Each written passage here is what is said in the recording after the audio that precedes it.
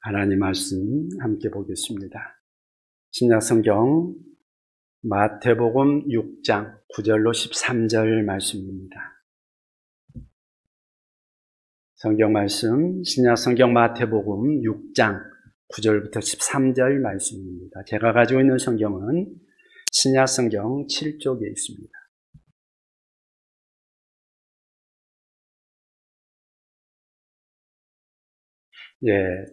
제가 봉독하도록 하겠습니다. 마태복음 6장 9절부터 13절 말씀입니다.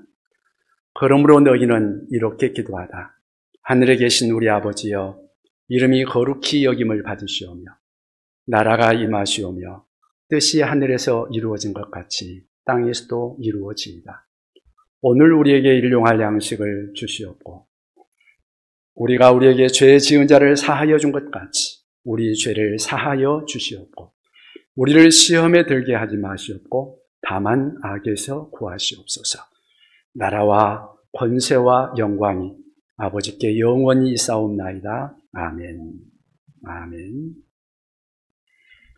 오늘은 마태복음 6장 9절부터 13절 말씀을 중심으로 해서 기도의 의미라는 제목으로 함께 말씀을 나누고자 합니다. 흔히 사람을 비하해서 말을 할 때 짐승 같다 하는 그런 말을 합니다. 다시 말하면 사람은 짐승과 다르다는 어떤 차별성이 있다는 그런 말이죠. 사람이 짐승과 다른 점이 있다면 어떤 것이 있을까? 여러 가지 있겠습니다만 크게 두 가지로 이야기할 수 있습니다. 하나는 사람은 생각할 수 있다는 거죠. 또 다른 하나는 기도하는 존재라는 거죠. 기도할 수 있다. 그걸 좀 바꾸어 말하면 문화와 종교라고도 바꾸어 말할 수 있을 것입니다. 사람은 생각할 수 있습니다. 생각하기 때문에 그 생각을 통해서 문화를 발전시켜 나가고 예술도 과학도 발전시켜 나갑니다. 또 다른 하나는 사람들은 기도할 수 있습니다. 기도 행위가 종교를 만들어냅니다. 그래서 여러 가지 종교들이 만들어지지 않았습니까? 그래서 우리나라 사람들도 옛날부터 성황당에 가가지고 거기서 치성을 드리고 거기서 기도를 하는데 때로는 돼지머리를 갖다 놓고 고사도 지내고 빌고 하는 것이 사람의 어떤 특징이기도 합니다. 동물들에게서 이러한 문화생활이 있을까요? 동물들에게서 이러한 기도와 종교생활이 있을까요? 아마 동물들에게서 아무리 여러분들이 찾으려고 해도 그런 것은 찾지 못할 것입니다. 그래서 생각할 줄 모른다. 그러면 그 사람은 좀 부족한 사람, 모자란 사람이라고 할 수 있겠죠. 생각이 부족한 사람. 기도할 줄 모른다. 그럼 뭔가 좀 기도 못하는 사람, 모자란 사람 아닌가요?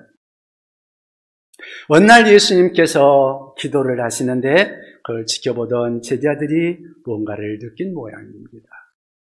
예수님이 기도하는 모습에서 다른 누군가에서 느꼈던 것과는 좀 다른 거룩함 또한 신비스러움 그리고 능력 이런 것들을 느낀 거죠. 그래서 우리 예수님께 제자들이 요청합니다. 주여 우리에게도 기도를 가르쳐 주시옵소서. 그래서 가르쳐 주신 것이 주기도문입니다. 주기도문은 주님의 기도가 아니라 우리들의 기도문입니다. 정확히 말한다면 제자들이 드린 기도입니다. 왜 주님의 기도가 아니라고 말하는가 하면 이것은 사실은 이 주기도문은 주님께는 해당되지 않기 때문입니다. 예를 들어서 말을 하면 우리 죄를 사하여 주옵시고 그랬는데 예수님이 사함받아야 될 죄가 있습니까? 없죠. 예수님과는 적용이 안 되는 기도입니다. 그러니까 우리를 위해서 주신 기도다. 그렇게 생각하시면 될 것입니다. 오늘 이 시간에 주님이 가르쳐주신 이 기도문을 대략적으로 살펴보면서 기도가 뭔지에 대해서 함께 나누기를 원합니다. 기도의 의미가 무엇일까요? 첫째는 기도란 하나님의 임재를 구하는 것입니다. 하나님의 임재를 구하는 것이다. 여러분, 주기도문이 어떤 말로 시작되고 있습니까? 하늘에 계신 우리 아버지요. 하나님을 아버지라고 부르면서 시작하는 것이죠. 한 청년이 교회에 나가서 주기도문을 했답니다. 하늘에 계신 우리 아버지요. 그러니까 즉각 응답이 왔습니다. 왜 부르니? 그러니까 청년이 나 지금 주기도문 하고 있어요. 왜 방해하지 마세요. 그러니까 하나님이 너 나 부르지 않았구나. 그러니까 대꾸도 않고 다시 주기도문을 합니다. 하늘에 계신 우리 아버지여 이름이. 그러니까 하나님이 너 나 또 불렀니? 청년이 대답하면 나 주기도문 하는데 왜 자꾸 방해하십니까? 그러니까 하나님이 그러면 정말 나를 부르는 것이 아니었구나. 그러면서 하나님께서 사라져버렸다는 이야기입니다. 물론 우스갯소리로 만들어진 이야기라고 생각합니다만은 우리들의 기도가 어떤가 한번 생각해 보게 하는 말입니다. 무슨 말입니까? 주기도문으로 기도를 하는 사람은 많은데 진짜로 기도하는 사람은 적다. 단지 종교의식의 일환으로 외우고 암송한다는 거죠. 여러분들은 어떻습니까? 주기도문은 단순히 어떤 종교의식이 아닙니다. 모임을 마치기 위한 수단이나 절차도 아닙니다. 또한 뭔가를 얻기 위해서 드리는 기도도 아닙니다. 기도라는 것은 뭔가를 얻기 이전에 본질적으로 우리 하나님 아버지를 부르는 것입니다. 아버지 하고 부를 때 하나님 아버지는 들으시고 다가오시고 손 내미시고, 그래서 하나님이 다가오시면 우리가 그분을 만나고 그분과 대화하고 그분과 사귀며 교제하는 것이죠. 이것이 기도의 본질인 것이죠. 그런데 대부분 보면 기도할 때 하나님과 만나 사귀는 것과는 거리가 멀지 않는가 하는 생각을 해봅니다. 그것은 기도하는 것은 낭비라고 생각하고 뭔가 빨리 얻어내려고 안달을 하는 모습이 또한 사람들에게 있습니다. 요즘 시대가 빨리빨리 하는 그러한 문화가 우리나라에 아직도 계속 있기 때문에 그런 것 같습니다. 용건만 빨리 하고 내가 원하는 것을 빨리 얻기를 원하는 그러한 시대적인 그러한 풍조, 그런 것들이 오늘 우리에게도 있지 않는가 생각을 해봅니다. 현대인들에게 가장 큰 영향을 미치는 것, 그런 것들이 아마 컴퓨터나 이런 모바일, 핸드폰, 이런 인터넷, 이런 것들이 아닌가 생각을 해봅니다. 그런 것들을 보면 신속하고 정확하고 또 그냥 검색어를 넣으면 금방 쭈르륵 내가 원하는 것들을 다 검색해서 나오고, 내가 알고 싶은 것들이 있으면 인터넷이나 이런 것들을 통해서, 메신저를 통해서 우리는 거의 다 우리가 원하는 것들을 금방금방 얻을 수 있는 그런 시대에 살고 있습니다. 여러분, 그래서 사람들이 기도도 이렇게 그냥 내가 기도하면 하나님이 즉각 빨리빨리 좀 응답을 해줬으면 좋겠다 하는 그런 생각을 가지고 있는 것 같습니다. 그런데요, 기도는 응답보다 더 중요한 목적이 있습니다. 그것이 뭔가 하면 우리 하나님과 우리의 아버지와의 만남입니다. 하나님과 대화하고 그분과 사귀는 것, 그리고 그분과 충분하게 시간을 가지고 대화함으로써 그분과의 친밀한 관계를 유지하고 우리 하나님과 지속적으로 그 교제를 발전시켜 나가는 것, 그것이 우리의 기도에 있어서 중요한 목적이 되어야 합니다. 사실 우리는 주기도문을 그냥 별 충격 없이 당연히 생각하고 받아들입니다마는 아마 당시에 예수님의 제자들에게 이 기도를 가르쳐 줬을 때 제자들은 큰 충격을 받았을 것입니다. 왜냐하면 유대 문화에서는 하나님을 아버지라고 부르지 못했기 때문입니다. 구약 성경에도 하나님을 아버지라고 부르는 내용이 거의 나오지 않습니다. 유대인들의 문헌을 살펴보면 하나님을 아버지라고 호칭하는 기록이 한 번도 나오지 않습니다. 그러니까 하나님을 아버지라고 부른다는 것은 그들에게는 상상도 할 수 없는 일입니다. 하나님의 이름은 너무 거룩하고 크신 이름이기 때문에 함부로 부를 수 없는 이름이었습니다. 그래서 그들은 성경을 필사할 때도 성경에 여호와라는 이름이 나오면 여호와라는 이름을 부르지 못하고 나가서 다 몸을 씻고 와서 돌아와가지고 아도나이, 주님이라고 불렀습니다. 그러면 그것이 여호와라는 이름인 줄 알고 기록을 했습니다. 그러니까 그들은 하나님을 아버지라고 부른다는 것은 상상도 못했던 그런 시대였습니다. 당시 문화를 연구하는 학자들은 예수님이 그 당시에 제자들에게 아람어로 이 기도를 가르쳤을 것이다, 그렇게 말을 합니다. 왜냐하면 그 당시에 이스라엘의 언어가 아람어를 사용했기 때문에 그렇습니다. 우리 성경은 헬라어로 기록되어 있지만 그 당시에 이스라엘 백성들은 아람어를 사용하고 있었습니다. 그런데 그 아람어로 이 주기도문으로 쓰여지고 있는 내용, 그것이 바로 아바라는 단어입니다. 그러니까 예수님께서 제자들에게 가르치신 기도의 아람어 원문에 아바라는 거죠. 좀 더 정확하게 말하면 아빠라고 말할 수 있을 것입니다. 그러니까 아람어에서 아버지는 아빠라는 말이고 어머니는 임마라는 그러한 단어입니다. 그래서 이 단어를 그들이 사용해서 하나님을 아빠라고 부른 거죠. 그래서 예수님께서 아람어로 아빠라고 가르쳐 주신 것입니다. 기도할 때 하늘에 계신 아빠, 이렇게 기도하라고 가르쳐 줬습니다. 여러분, 이거 참 놀라운 거 아니겠습니까? 창조주 하나님, 전능하신 하나님이 우리의 아빠가 되신다. 친근하게 다가오고 따뜻하게 다가갈 수 있는 그러한 아빠가 되신다는 말이죠. 어떻게 그것이 우리에게 가능할까요? 우리가 어떻게 감히 거룩하시고 전능하신 그 하나님을 아빠라고 부를 수 있겠는가?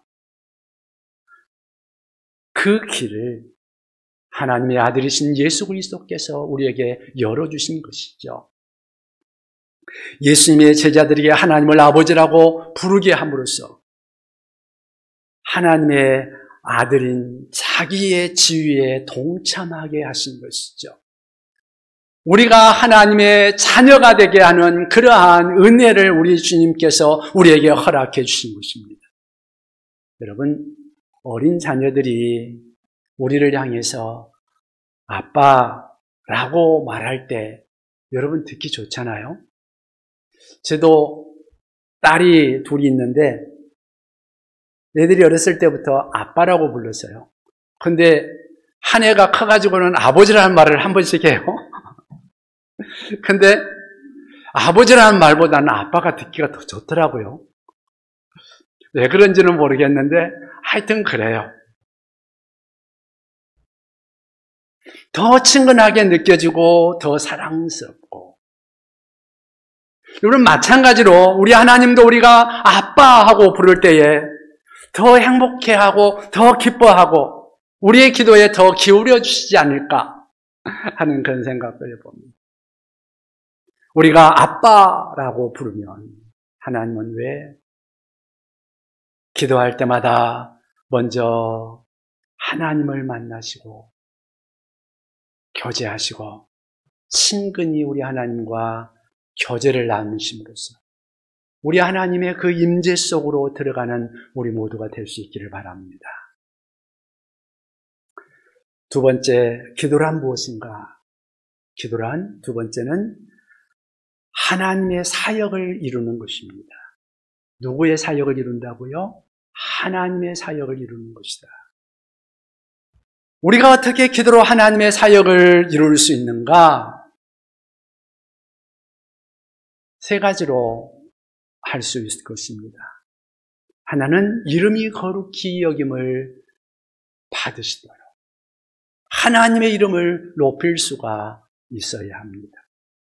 둘째는 나라 임하옵시며 하나님의 나라를 넓힐 수 있어야 할 것입니다. 또 하나는 뜻이 하늘에서 이룬 것 같이 다시 말하면 하나님의 섭리가 이 땅에서도 펼쳐질 수 있도록 그렇게 기도하는 것이죠. 그런데요, 오늘 이 주기도문을 우리가 늘 암송을 하며 우리가 이 주기도문을 봅니다마는 한국말에는 우리 성경에는 번역하는 과정에서 빠진 단어가 있습니다. 당신이라는 단어입니다.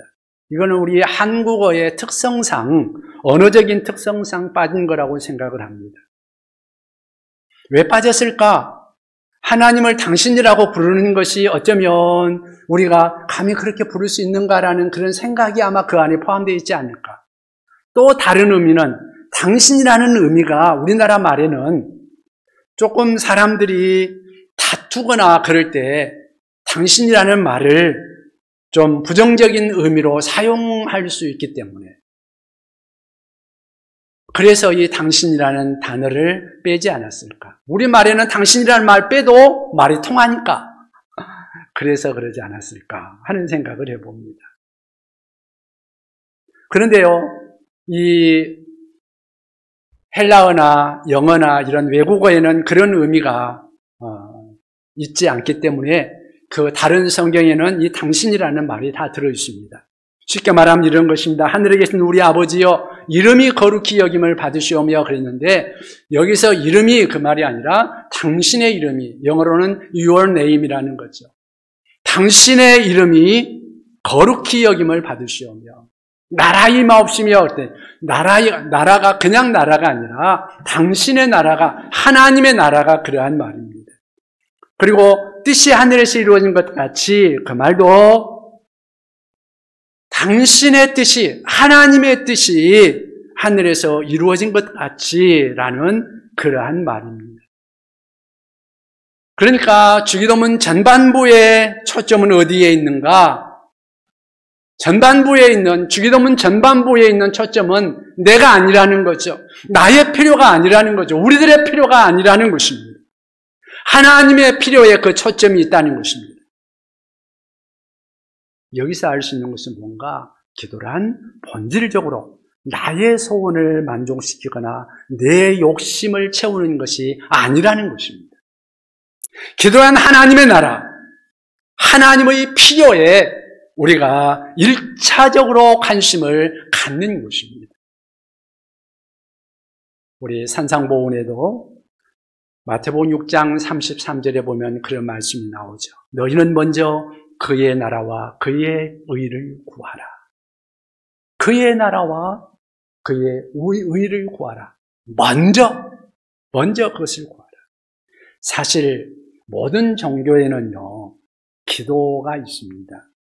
무속 종교에도 샤머니즘에도 정한수 떠놓고 돼지머리 갖다 놓고 기도하지 않습니까? 다른 종교도 다 기도하는데 우리 주님이 가르치신 기도와 다른 차이점이 뭐가 있을까요? 다른 종교의 주된 관심사는 자기 자신입니다. 그런데 기독교의 관심사는 하나님입니다. 그러므로 성도들의 1차적인 관심사는 하나님의 사역, 하나님의 일이 되어야 한다는 것입니다. 만약 우리가 하나님의 사역, 하나님의 일을 무시하고 관심도 없다면, 그래서 나의 일이나 나의 소원이나 나의 유익이나 나의 욕심에 만약에 관심만 가지고 있다면, 그렇게 기도만 한다면 우리의 기도는 변질된 것입니다.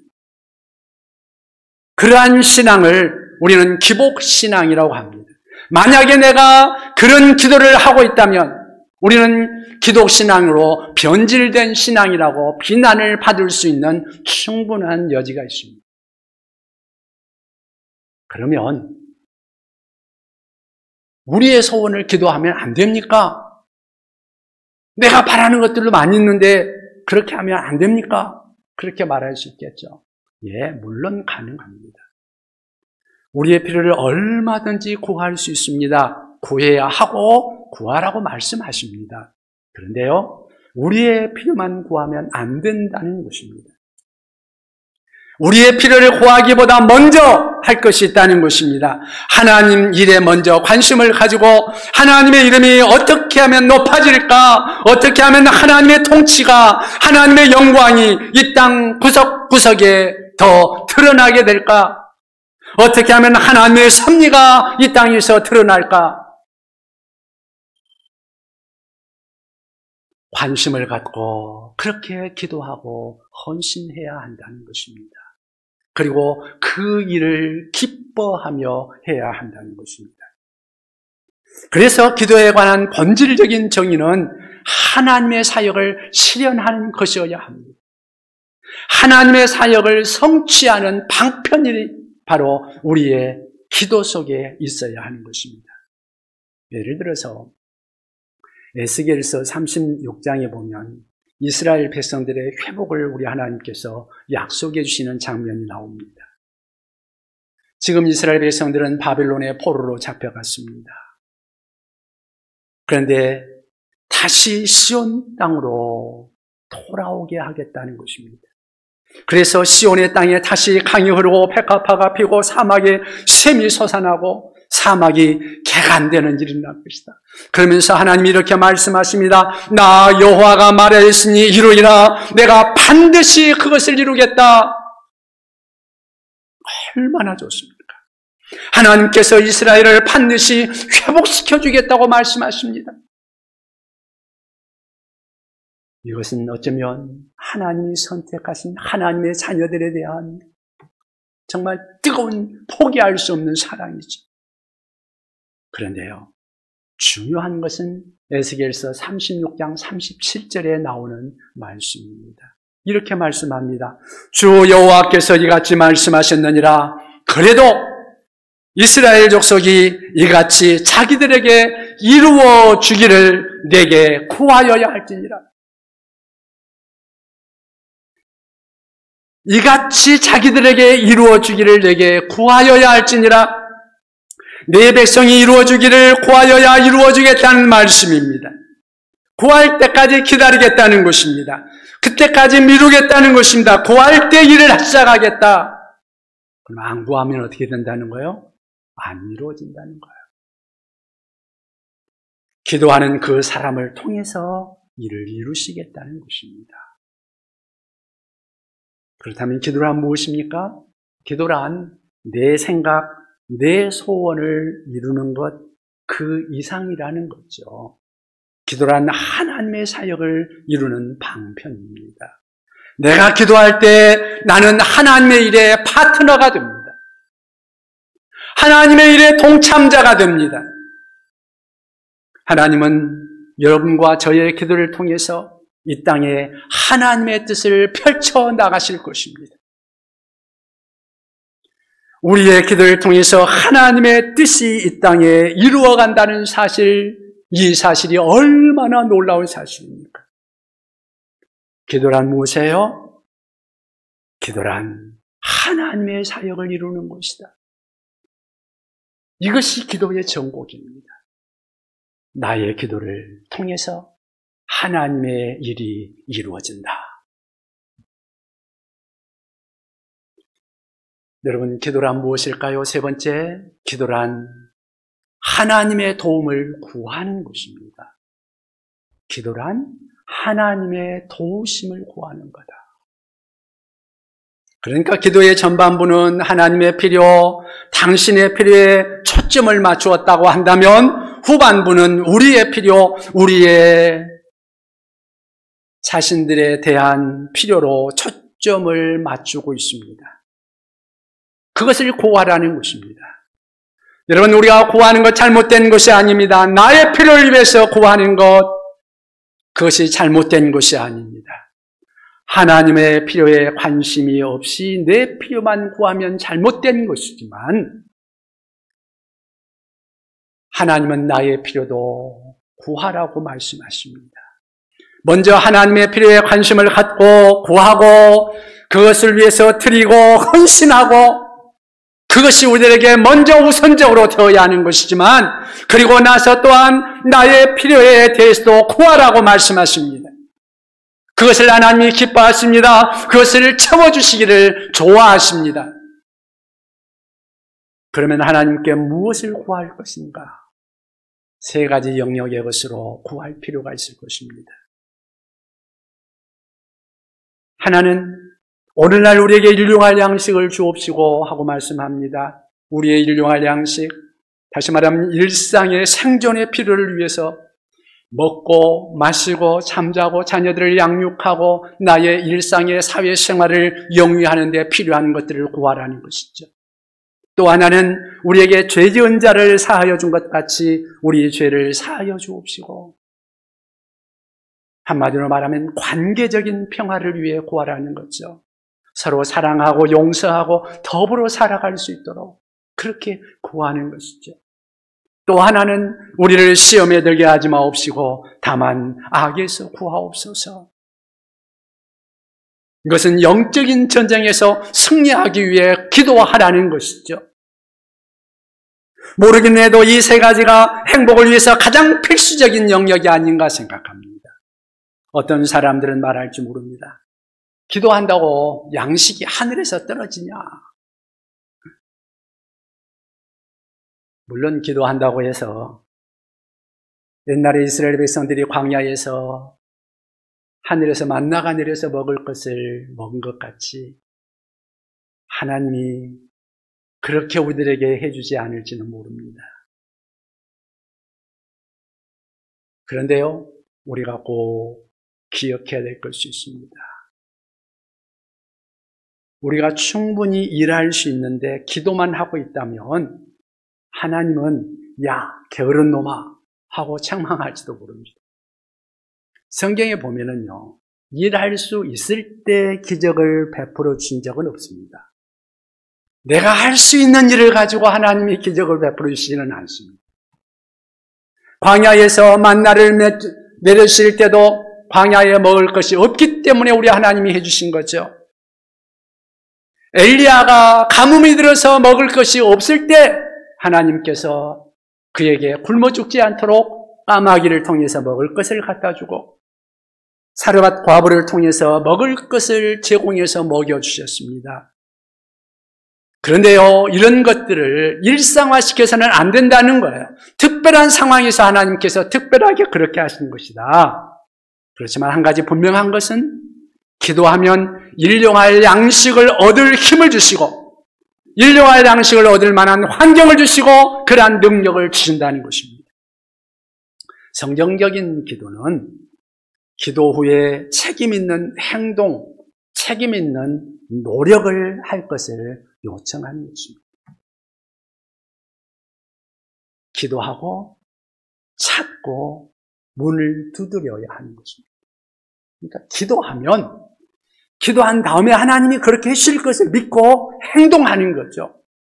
그게 기도의 본래 우리가 믿음으로 하는 기도의 모습이라고 할 수 있습니다. 어떤 마을에 큰 장마가 들었답니다. 물이 차올라서 어떤 사람이 지붕 꼭대기로 대피했습니다. 그래서 막 기도를 시작합니다. 하나님 살아계심을 볼 수 있도록 기적을 보이셔서 저를 구해 주십시오. 하나님 앞에 막 기도를 합니다. 얼마 후에 사람들이 구명보트를 타고 와가지고 빨리 타라고. 그런데 이 사람이 하는 말이 거절을 했습니다. 뭐라고 말하면서 거절? 기도했으니까 하나님께서 기적을 베풀어 주실 것이라. 또 얼마 후에 보트가 와가지고 또 타라 그러는데 또 거절을 합니다. 그렇게 4번을 하는데 점점 물이 차올라서 결국은 어떻게 됐을까요? 돌아가셨답니다. 천국에 가가지고 우리 하나님께 항의를 했습니다. 기도했는데 왜 기적을 안 보여주셨어요? 그러니까 하나님이 하시는 말씀이 4번이나 기적을 베풀어 줬는데 언제 기적을 베풀어 줬다는 거예요? 그러니까 내가 4번씩이나 기도 응답으로 구명보트를 보내주지 않았느냐. 무슨 말이에요? 기도 응답은 내가 아무것도 하지 않아도 되는 것이 아니라는 말입니다. 기도는 그렇게 응답이 오는 것이 아니라는 거예요. 기도 후에 내가 상식적으로 해야 할 일은 해야 하는 것입니다. 하나님의 나라가 우리의 가정에, 직장에, 그리고 나의 삶 속에 임하도록 기도했다면 내가 그 일을 이루어지기 위해서 책임 있는 노력을 해야 한다는 거죠. 질서를 유지하기 위해서, 정직하고 또한 평화를 창출하기 위해서 무엇인가를 내가 할 수 있는 그 노력들을 해나갈 것을 사실은 성경은 요구하고 있는 것입니다. 내가 기도하면서 아무런 행동을 하지 않는다. 그것은 기도하지 않는 것과 똑같습니다.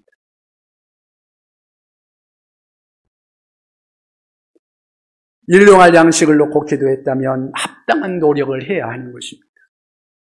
일자리를 찾고 성실히 일하고 일할 수 있는 힘을 구하고 그러면서 끊임없이 내가 기도한 만큼 열심히 노력해야 하는 것이죠. 만약에 학생이 1등을 할 수 있도록 기도했다면 1등을 하기 위해서 정말 잠 안 자고 열심히 공부하고 노력해야 되지 않겠습니까? 이스라엘 백성이 가나안 땅에 들어가는 것 하나님의 뜻이었죠. 그런데요, 그들이 그냥 가만히 걸어서 들어갔나요? 이들이 들어갈 수 있도록 그들이 하나님 앞에서 기도를 열심히 했다는 사실, 우리는 기억할 필요가 있습니다. 그런데 기도만 하고 가만히 있었습니까? 아니요. 그들이 그 가나안 땅을 점령하기 위해서 전쟁을 벌였습니다. 손에서 피가 나도록 칼자를 잡고 싸웠습니다. 하나님은 그때 그들을 도와주신 것입니다. 그들이 온 힘을 다하여 나아가 하나님의 뜻을 이루기 위해서 힘쓰고 있을 때 우리 하나님께서 하늘에서 우박이 내리기도 하고 때로는 태양이 멈추기도 하며 그들의 승리를 우리 하나님께서 이끌어 주신 것입니다. 다윗이 골리앗을 그냥 넘어뜨렸나요?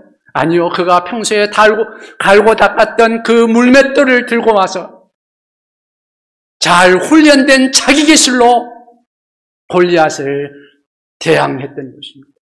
그때 하나님께서 역사를 이루신 거죠. 여러분 기억하십시오. 하나님께서는 우리가 기도할 때 그냥 아무것도 안 해도 이루어지는 것이 아니라 내가 기도했다면 하나님이 그렇게 하실 줄을 믿고 내가 행동을 해야 한다는 거죠.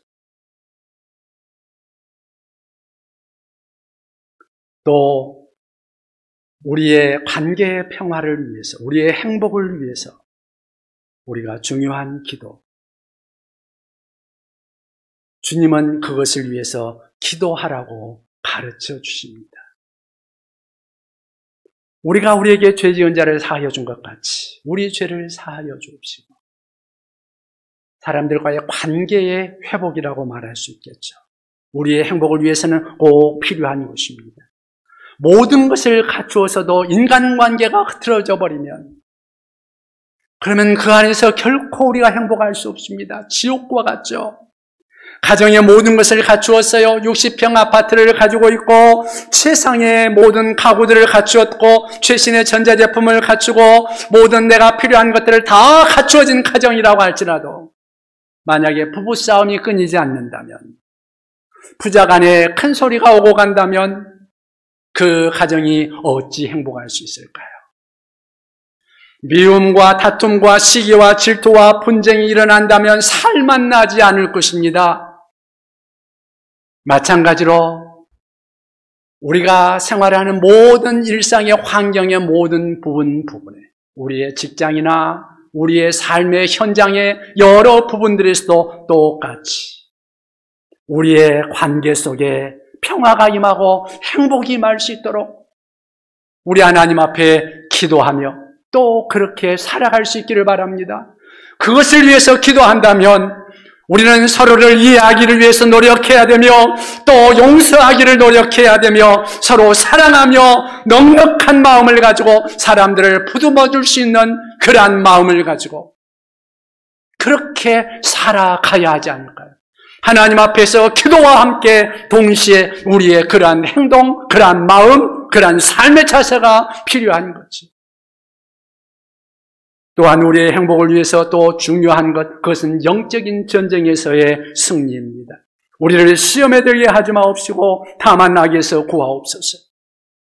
우리가 죄를 짓고 있다면, 시험 속에 빠져 있다면, 우리가 악에 빠져 있다면 우리가 행복할 수 있겠습니까? 결코 행복할 수 없죠.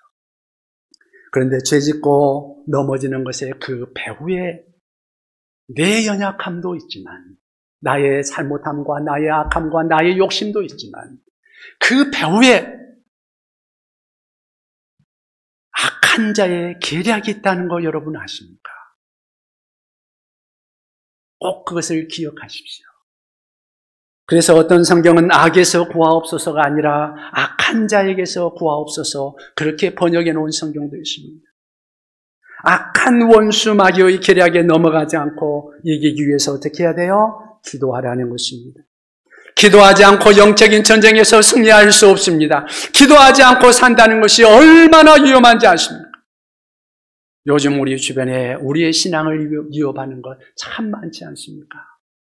특별히 이단들이 판을 치고 있습니다.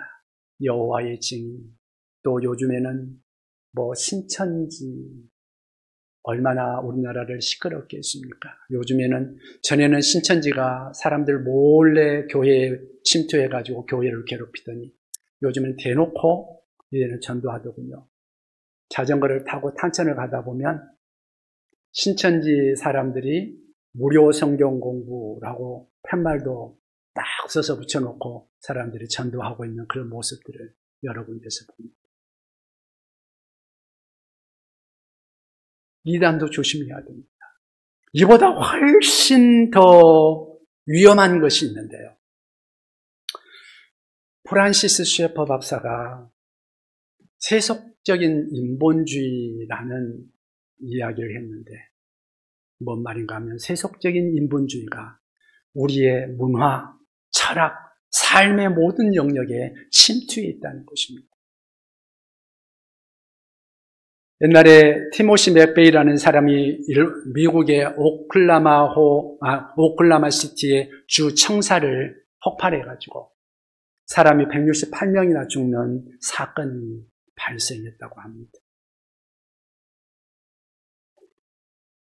저는 그 사건은 기억은 못하는데 결국은 이 사건으로 인해서 이 사람이 사형 언도를 받고 사형은 집행을 하기 바로 전에 할 말이 없냐 하고 물으니까 이런 말을 했답니다. 나는 내 운명의 주인이요 나는 내 영혼의 선장이다. 여러분 이 말이 언뜻 들으면 굉장히 멋진 소리 같습니다. 그런데 이것이 바로 세속적인 인본주의의 모토라는 거죠. 철저히 반기독교적인 것입니다. 자기 운명의 주인은 자기 자신이라는 건데요. 여러분 다시 한번 생각해 보십시다. 우리 운명의 주인이 내가 아니라는 거죠. 하나님이라는 거죠. 내가 영혼의 선장이라고요?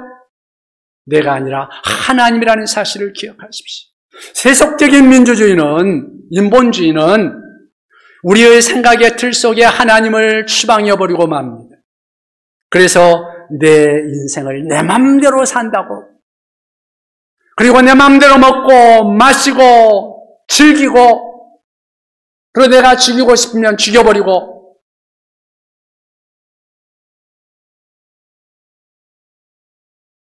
어쩌면 그 티모시 맥베이라는 사람도 피해자일 수도 있습니다. 인생의 주관자이신 하나님, 우리 인생의 온 우주의 주인이신 하나님, 그분을 몰랐기에 아니, 마귀에게, 악한 자에게서 속아서 우리 인생의 배후에서 우리를 끊임없이 유혹하고 속이는 자의 그 계략에 넘어갔기에 그가 하나님을 모르고 그렇게 인본주의로 살다가 죽어간 자들이라고 그렇게 말할 수 있을 것입니다.